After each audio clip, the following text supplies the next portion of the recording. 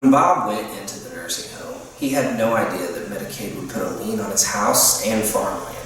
His family was shocked to find out about it, but when they found out the lien was for the cost paid by Medicaid, they feared they would never be able to keep the house or farm. It's true that the Kansas Medicaid laws allow the state to place a lien on your real property in certain situations. Our discussions today pertain only to what Medicaid calls their medical assistance program. Our focus is going to be limited to payment for nursing home care. However, there are some exceptions to the ability to impose a lien and some conditions that they must meet.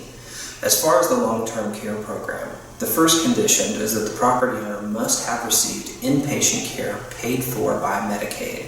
Medicaid is going to send a notice to the recipient of the care.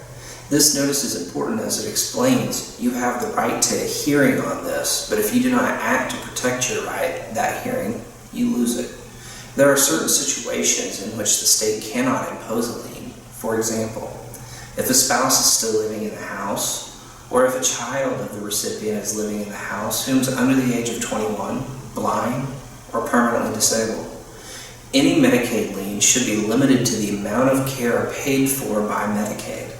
The recipient, their agent under a power of attorney, or the personal representative of the estate can obtain an accounting of the charges.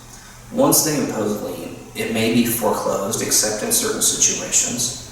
Finally, if a lien is imposed, it cannot exist forever. It will eventually be found to be unenforceable, but it's going to take about 12 years after it's imposed to get old enough to be discharged.